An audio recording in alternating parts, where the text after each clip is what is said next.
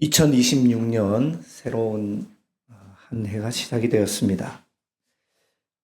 해돋이를 맞이하는 사람들이 저마다 찍어 보내는 그 사진들을 보면 저 멀리 수평선 너머에 떠오르는 그 찬란한 해가 얼마나 경이롭고 찬란한지 모릅니다. 그러나 우리가 마주한 세계의 풍경은 그렇게 찬란한 것 같지 않습니다. 우리는 오늘날 이스라엘이라는 이름이 성경 속의 영광스러운 축복이 아니라 피비린내 나는 학살과 폭력의 대명사가 되어버린 그러한 비극의 시대를 살고 있기 때문입니다. 이스라엘의 팔레스타인 침공으로 가자 지구에서 벌어지는 참혹한 그 학살의 기저에는 위험한 종교적 우월주의, 선민의식이 뿌리 깊게 자리 잡고 있습니다. 우리는 선택을 받았고 우리는 강하며 그러므로 우리에게 저항하는 타자를 절멸하는 것이 곧 신의 뜻이다 라고 믿는 그 지독한 승리주의, 그것은 성경이 말하는 오늘 본문에 등장하는 이스라엘의 본질을 실은 정면으로 왜곡한 것이기 때문입니다. 이러한 생각, 이러한 신앙의 사상은 오히려 하나님을 만나기 전에 수단과 방법을 가리지 않고 남의 것을 빼앗으려 했던 탐욕스러웠던 야곱의 모습에 불과합니다. 참된 신앙이라면, 성숙한 신앙이라면 이 가짜 거짓된 승리주의, 힘을 숭상하는 그러한 가면을 벗어던지고 야복 강가에서 홀로 남겨진 야곱이 마주했던 진정한 하나님, 그리고 그가 쩔뚝거리면서 얻었던 그의 쩔뚝거림의 승리가 무엇인지를 깊이 들여다보는 것이 성숙한 신앙의 모습이요, 성숙한 신앙이라고 할 수 있을 것입니다. 새해가 되면 사람들은 대개 결단과 성취를 말합니다. 그것을 다짐하지요. 새해에는 새로운 시간의 시작을 말하는 것이라, 그것이 새해라고 여기기 때문입니다. 우리는 매년 이맘때가 되면 새로운 계획을 세우고 보다 좋은 날들, 그리고 보다 더 높은 시간들을 꿈꾸고 올 한 해 우리의 삶에 더 많은 성취를 다짐하곤 하지요. 그렇지만 오늘 본문을 통해서 성경이 보여주는 새로운 시작의 어떠한 그 한 풍경은 우리의 예상과 사뭇 다릅니다. 오늘 우리가 마주한 야곱의 모습은 금이 환영하는 승리자의 모습이 아니라 홀로 남겨져서 떨고 있는 한 인간의 처절한 고독으로부터 시작되기 때문입니다. 야곱의 생애를 한마디로 정의하자면 자수성가형 인간의 투쟁기라고 할 수 있습니다. 그는 태어날 때부터 형의 발꿈치를 잡았고 장자권을 가로챘으며 외삼촌 라반과의 근 20여 년의 긴 세월 동안 단 한 번도 손해보려 하지 않고 발버둥 쳐왔던 인생이었습니다. 야곱에게 있어서 인생이란, 야곱에게 있어서 삶이란 쟁취하는 것이었고, 야곱에게 있어서 행복이란 내 힘으로, 내 능력으로, 내 영향력으로 나의 환경을 통제할 수 있는 것, 그것이 야곱에게 있어서 행복이었습니다. 우리도 그렇지 않습니까? 부란 그런 질문을 던졌던 이야기, 기사를 보았습니다. 부는 뭘까? 내가 내 힘으로 내가 원하는 것을 할 수 있는, 제한받지 않고 할 수 있는 것이 부요, 행복이라는 생각.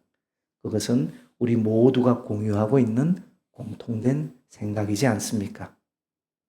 야곱에게 있어서 그랬던 것이죠.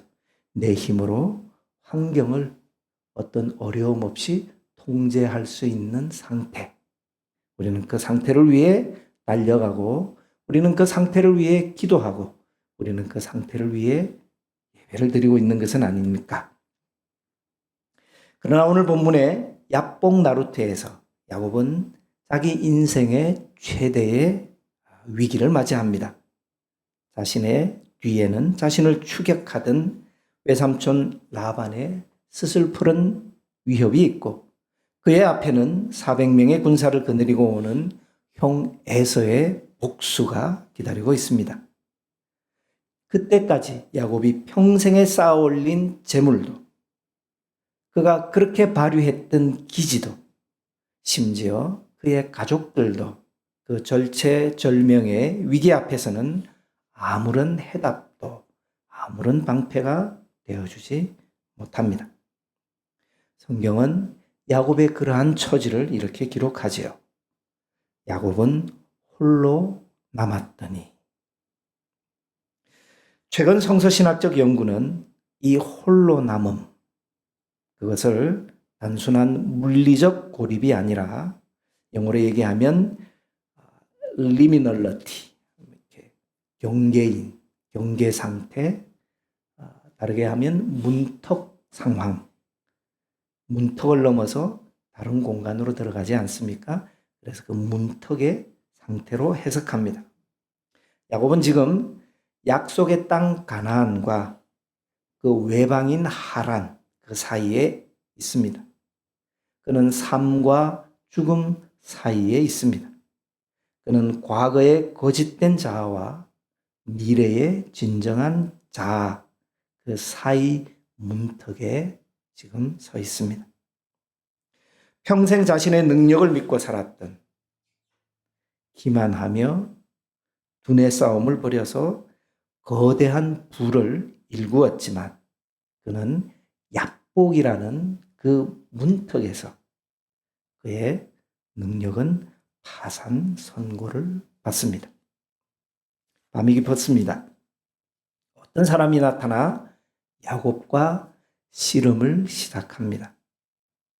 우리는 흔히 이 씨름을 야곱의 간절한 기도로 해석하면서 이렇게 듣기도 하고 생각하고 강화해 왔지요. 우리도 야곱처럼 끈질기게 하나님께 매달려 하나님께 간구하는 그 응답을 받아내야 한다라고 말입니다. 하지만 본문을 자세히 살펴보면 그 씨름을 먼저 걸어오신 분은 야곱이 아닙니다. 그것은 하나님이 홀로 남겨진 야곱에게 전쟁을, 싸움을, 씨름을 걸어오십니다. 야곱은 하나님이 걸어오신 그 씨름에 밤새도록 버티지요. 자기의 힘으로, 자기의 논리로, 자기의 생존 본능으로 하나님께 맞서 싸우죠. 아마 생각해보면 이런 싸움 같습니다. 하나님이 싸움을 걸어오십니다. 내 인생의 주도권을 내려놓아라. 내가 너의 주인임을 인정하라. 야곱은 싸웁니다. 그럴 수 없습니다. 절대 안 됩니다. 이것을 내려놓으면 나는 죽습니다. 하나님, 절대 그럴 수 없습니다. 그러한 야곱의 모습은 마치 우리 인생의 투영 같습니다. 우리가 살아왔던 지난 날들 가만히 돌아보면 우리의 삶은 어쩌면 우리가 행했던 신앙의 행위까지도 어쩌면 하나님 앞에서 내 주도권을 놓지 않으려고 씨름하는 씨름의 여정이라고 우리의 인생을 정의할 수 있을 것만 같기 때문입니다. 하나님은 끝까지 굴복하지 않습니다. 성경이 재미난 표현을 하지요. 세번역은 이렇게 되어 있습니다.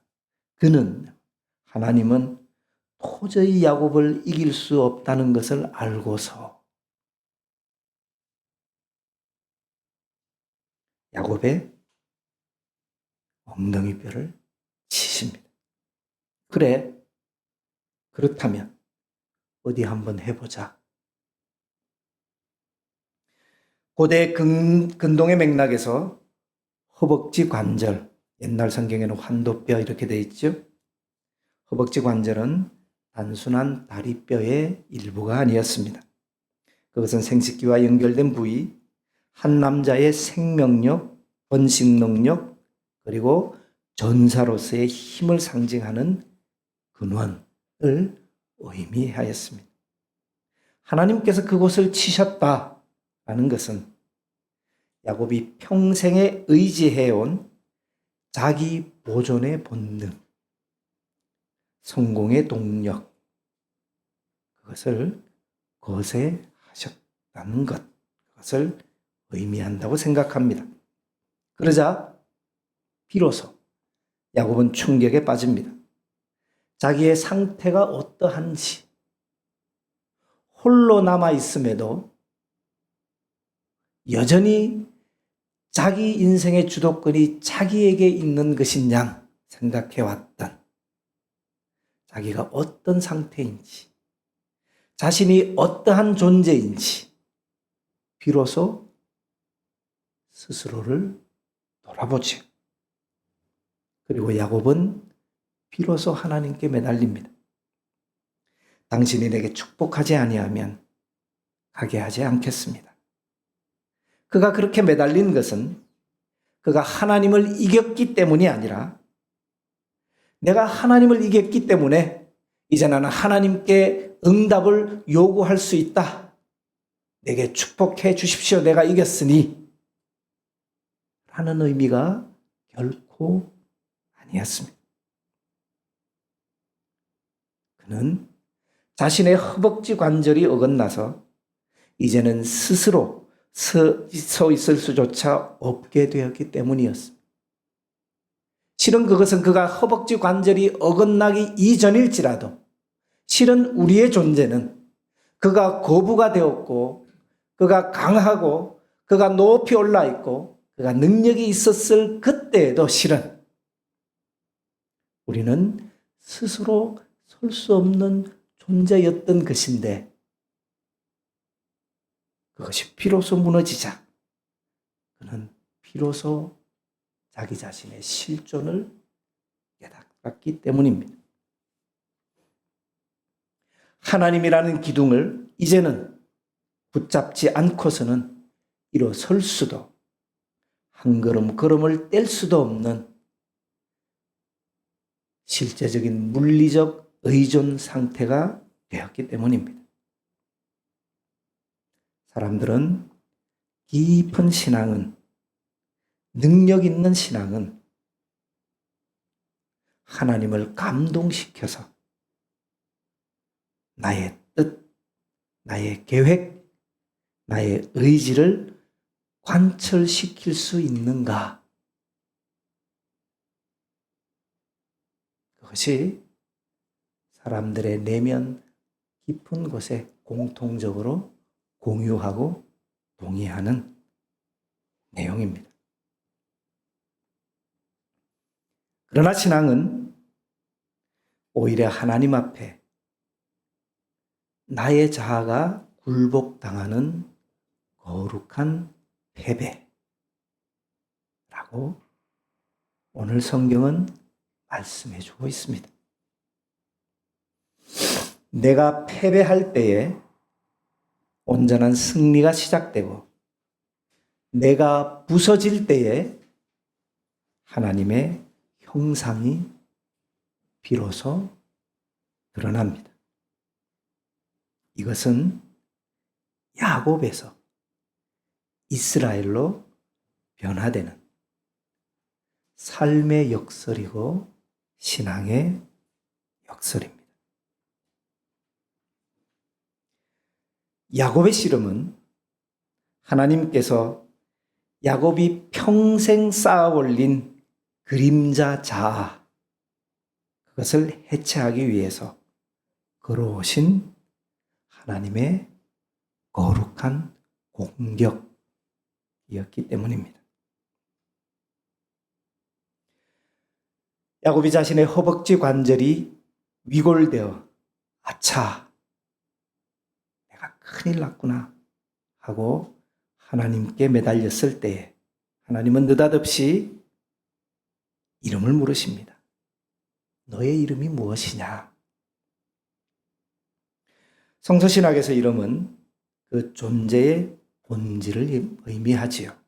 야곱은 대답합니다. 내 이름은 야곱입니다. 하나님과 야곱 사이에 이 문답은 단순한 통성명이었을까요? 아닐 것이지요. 아마 이런 것 같습니다. 하나님, 나는 나의 남의 발꿈치를 잡는 자, 야곱입니다. 하나님, 나는 타자를 짓밟고 일어서야만 비로소 직성이 풀리는 탐욕스러운 자입니다. 그렇게 처절한 존재론적 자백이었다고 저는 생각합니다. 야곱의 내면에서 그 정직한 자기 폭로가 일어나자 하나님은 그의 이름을 아니다, 너는 이스라엘이다, 비로소 바꾸어 주십니다. 이스라엘, 하나님과 겨루어 이겼다 라는 뜻이지요. 최근 학자들은 히브리어 동사 사라, 겨루다, 이기다, 이 동사의 용법을 연구하면서 이것이 상대방을 괴멸시키는 승리가 아니라 endure, 견뎌내는 것, 상대와 맞서서 견뎌내는 의미가 강하다는 점을 밝혀냅니다. 겨루어 이겼다, 그 의미는 정복했다라는 뜻이 아니라 하나님의 압도적 심판과 시험 속에서도 그분의 자비를 붙들므로써 살아남았다 라는 의미에 가깝다는 것입니다. 다르게 표현하자면 자기 포기적 매달림이라고 할 수 있습니다. 이겼다, 이 말은 자기 포기적 매달림이라는 것이죠. 그렇기 때문에 하나님과 겨루어 이긴 자라는 이 영광스러운 이름의 실체는 실상 항복하여 하나님의 다스림을 받는 자라는 뜻으로 우리는 읽어야 합니다. 야곱이 고개를 들었을 때에 저 멀리서 해가 떠오르고 있었습니다. 온 몸은 흙과 먼지투성이었고 땀과 눈물로 범벅이 되어 있었습니다. 그의 허벅지 관절은 어긋나 있었고 그는 쩔뚝거리며 서 있었습니다. 그런데 이상한 일이 벌어졌습니다. 그날 아침의 태양이 어제까지의 그를 비췄던 태양과는 달리 보였기 때문입니다. 어제까지의 태양은 야곱을 비추는 빛이었습니다. 그 태양은 비치면 비칠수록 그의 성공을 확인시켜 주었고 그가 누리고 있는 재산을 드러내 주었고 그가 얼마나 높이 올라왔는지를 보여주는 빛이었습니다. 그러나 그날 아침 쩔뚝거리는 야곱이 본 태양은 달랐습니다. 그 태양은 더 이상 이전의 자신을 비추는 빛이 아니었습니다. 그것은 마치 하나님의 얼굴과도 같았습니다. 그래서 야곱은 그곳의 이름을 브니엘, 하나님의 얼굴이라고 불렀죠. 얼굴을 본다는 것은 단순히 눈으로 어떤 형체를 인식하는 것이 아닙니다. 얼굴을 본다는 것은 그 이면에, 그 뒤에 있는 인격을, 그의 의도를, 그의 마음을 본다는 것이죠. 야곱이 브니엘에서 본 태양은 그 단순한 빛의 덩어리가 아니라 자신을 향한 하나님의 의도, 자신을 향한 하나님의 계획, 자신을 향한 하나님의 사랑, 자신을 향한 하나님의 인내, 자신을 향한 하나님의 선하심, 그 마음을 보았다는 것이겠지요. 야곱은 평생 하나님을 믿었습니다. 어머니로부터 전해들은 자신을 크게 하겠다라는 약속을 그는 알고 있었습니다. 그리고 그 약속의 주인이 하나님이라는 것도 알고 있었습니다. 그러나 하나님은 그에게 약속의 주체였을는지는 모르지만 관계의 대상은 아니었습니다. 그래서 그는 그 약속을 움켜쥐려 했지만 그 약속하신 분을 의지하지는 않았던 것이죠. 브니엘 이전에 야곱에게서 하나님은 브니엘 이전의 야곱에게 하나님은 수단이었습니다. 복을 얻기 위한 경로였고 성공을 보장하는 이름이 야훼 하나님이었습니다. 그러나 브니엘 이후 비로소 그 하나님은 야곱에게 관계 맺는 얼굴이 되었습니다. 사람들에게 무너짐은 고통이지요. 건강이 무너지고 관계가 무너지고 계획이 무너지고 확신이 무너지면 그 무너짐 그 뒤로는 심한 좌절이 연이어 찾아옵니다. 그렇지만 브니엘은 다른 이야기를 우리에게 전해줍니다. 하나님 당신의 마음을 보여주시면서 오히려 새롭게 걷는 법을 가르쳐 주시고 우리에게 용기를 북돋아 주시지요. 31절은 우리에게 잊지 못할 이미지를 남깁니다. 31절에 이렇게 되어 있죠. 그가 브니엘을 지날 때에 해가 돋았고 그의 허벅다리로 말미암아 절었더라. 야곱의 새로운 시간은 절뚝거림으로 시작되었습니다. 새해가 되면 우리는 다짐하지요. 더 나은 한 해를, 더 성공적인 한 해를, 더 성취하는 한 해를 계획하고 꿈꾸고 다짐합니다. 그런데 오늘 야곱의 이야기는 우리에게 다른 질문을 던집니다. 너의 이름은 무엇이냐? 지나간 시간들 나는 어떤 이름으로 살았을까? 잠잠히 생각해 보게 합니다.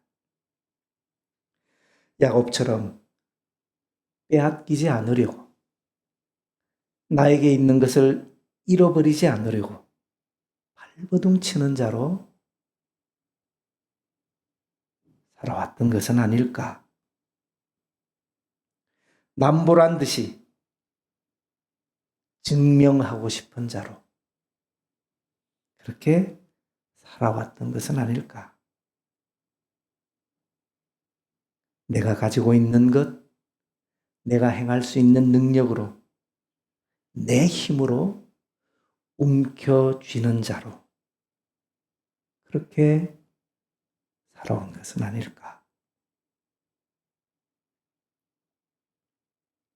어쩌면 우리 자신의 그 이름을 직면하는 순간이 바로 브니엘의 시작인지도 모르겠습니다.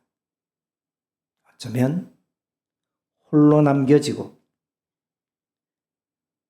나에게 다가왔던 그 박수 소리가 멈춰지고 나를 향하여 그 많던 관심들이 하나씩 둘씩 떠나가고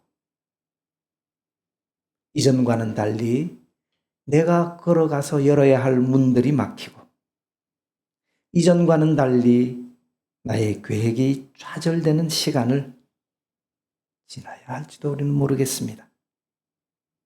그러나 우리는 두려워할 필요가 없지요. 왜냐하면 그 시간이 바로 브니엘의 시작일 수가 있기 때문입니다. 브니엘 이후 그 이후에도 야곱은 계속 성경 속에 등장을 하지요.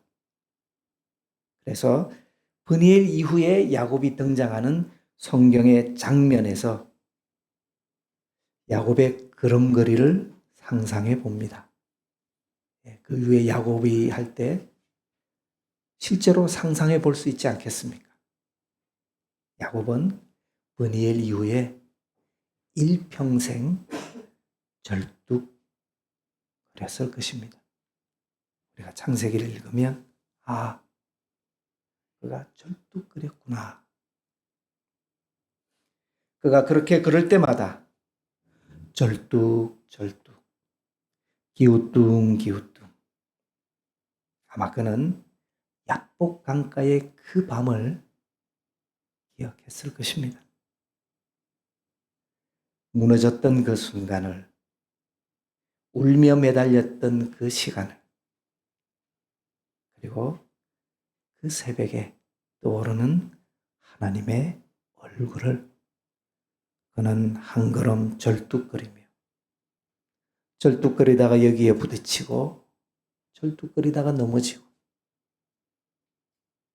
절뚝거리다가 손가락질을 받고 절뚝거리다가 눈흘김을 여김을 받고 그럴 때마다 그는 브니엘 그날 새벽에 그 태양을 기억했을 것입니다. 절뚝거림은 우리 생의 약함이지요. 감추고 싶은 실패의 상흔일지도 모르겠습니다.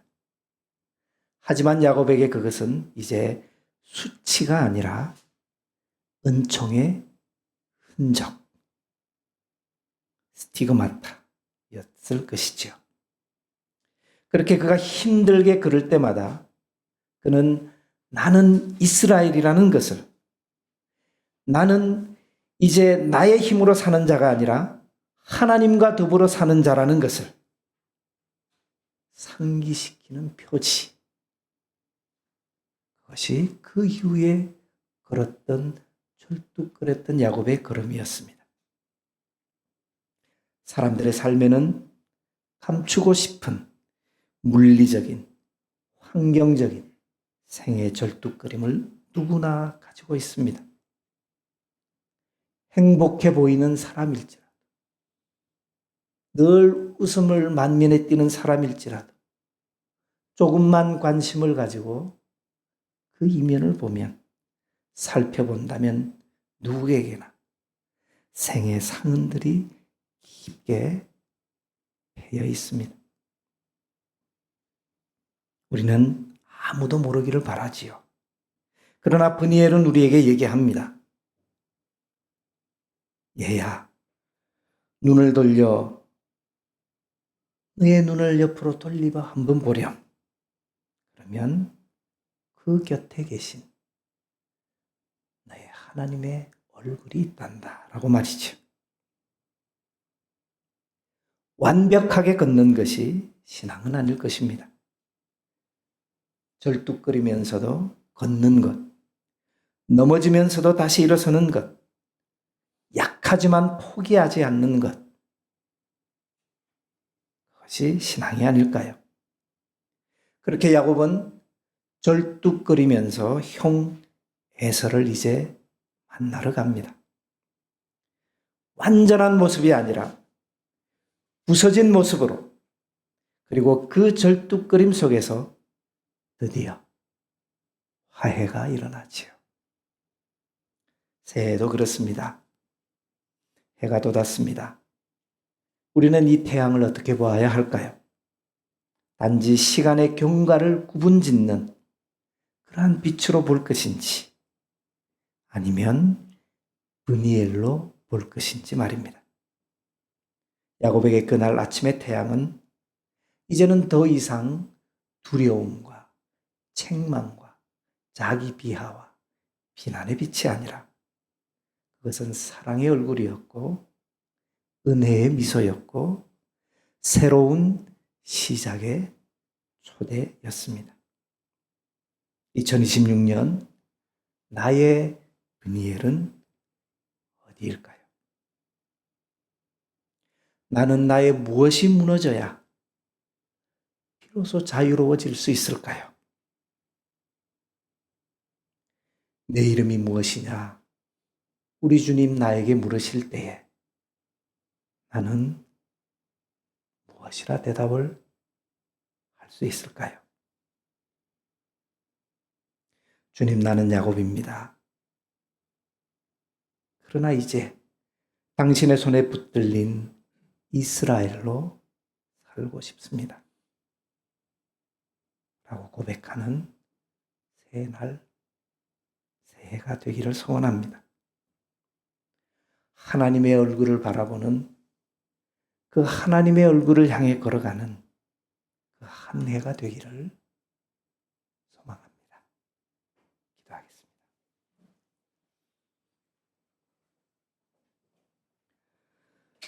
주님, 야복강가 그 씨름은 그리하여 얻었던 이스라엘이라는 그 이름은 야곱의 개인의 성공담이 아니라 폭력적 자아의 죽음과 은혜에 의한 새로운 탄생이었음을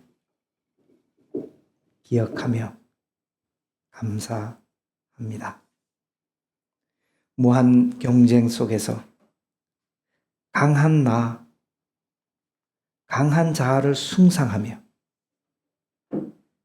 그렇게 살아왔던 우리, 자신의 한계와 상처를 정직하게 대면할 때에 비로소 진정한 하나님의 얼굴을 볼 수 있음을 생각하여 주시니 감사합니다.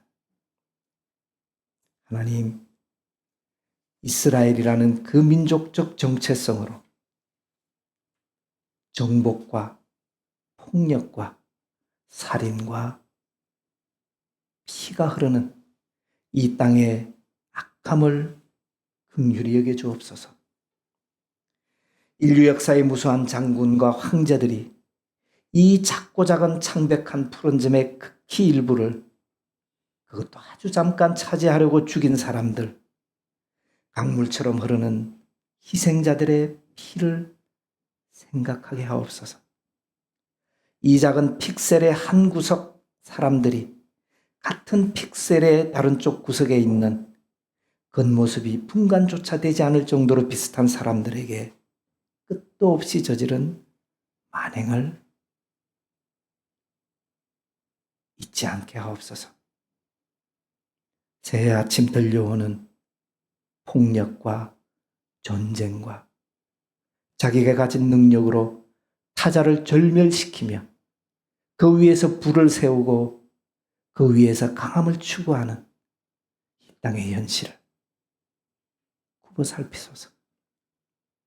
하나님, 교회는 절뚝거리는 자들의 연대 공동체임을 알게 하사 우리의 삶이, 우리의 교회가 그렇게 그러한 연대를 나아가게 하는 그 걸음을 걷는 새날 되게 하옵소서.